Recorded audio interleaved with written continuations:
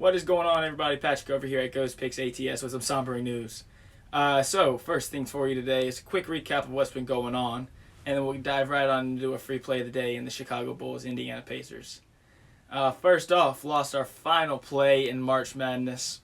Baylor team total under 77.5. I was very, very, very confident in the Baylor Bears' defensive abilities, without a doubt. But the offensive end, the Gonzaga Bulldogs have been one of the best teams against the pick and roll all year. The way their philosophy, it has been dynamite all year long. All Baylor runs are pick and rolls. I don't know why Coach Mark Few decided that in the national championship game they were going to change their philosophy from hedge to just straight up switching on ball screens. Anyone who watched the games, it was a difference in the game.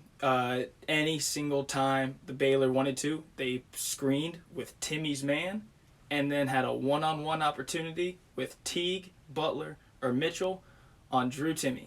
It's a mismatch that anyone in the world would dream of. And Gonzaga, they don't ever do this. It was mind-boggling that they decided to switch Timme onto these guards, and they picked them apart all game long. Crushing loss. I even went back. I went back and watched the UCLA game. I went back and watched BYU, teams that run pick and roll. They hedge, they get back, and I don't know what the philosophy was pregame, but they got picked apart. And I guess that, it's tough. Anyways, let's go ahead and turn the switch. College basketball is over. It's on a sombering note. A humbling one at that.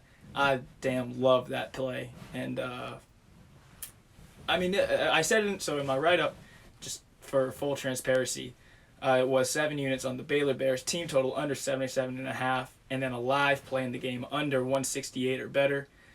So my original breakdown of the game was that the teams would come out fiery, hot, national championship, and then tired legs would get the best of them toward the second half. Defenses would notch up. And that's exactly what happened. But when Baylor Bears put up 47 points in the first half on 60% three-point shooting, you're in for it. And every single one, they were ISO ball. They ISO'd Timme out and just picked them apart all game long. And no need for Matthew Mayer when you got one-on-one with the opposing team center. All right, and on to today. So, for you today, free play of the day will come in the Chicago Bulls at the Indiana Pacers.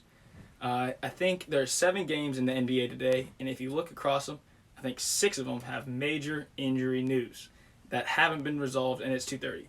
So you look at the Nuggets tonight, Jamal Murray, questionable. You look at the Clippers and the Blazers. I think Yusuf Nurkic was just announced out. I don't know how they're going to play that. I guess Enes Kanter's going to slide into the starting role. We'll see how that one plays out. I think the only game without some serious injury news is Memphis at Miami. It's about the only one on the docket. Let's see, Philadelphia-Boston. There's injury news with Embiid. It's a second game. Is he going to come back and play? There's a monster news across the NBA, and we don't know a damn thing. So what we're going to do is target the one game where I really don't think it matters either way if the Stars play, if the Bums play, anybody. We're going to take the Chicago Bulls on the road as a 1-point favorite. So since Chicago has gotten Zach LaVine back, the team you can kind of get an understanding of where this team's going. They have shooters all around the court, and they have spacing now with Satoransky, Markkanen, Vucevic. I got cut off there, but we're back. And Thaddeus Young.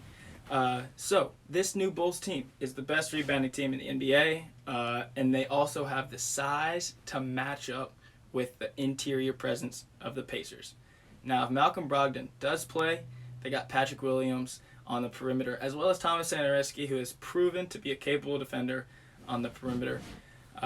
It's going to be a squeeze for the Pacers to score this evening, and we believe that the Chicago Bulls come out on top here. And, personally, they've played a tough schedule over these past couple days since they got LaVine back, and they've been competitive. I think the Bulls are turning a corner, not to mention this is a huge game for the playoffs. Yes, I said the playoffs, even though that the Chicago Bulls are 20-28 with the NBA extending the playoffs to the 10 seed is now gets to be in the play-in. Bulls are only 2 games out of the playoffs.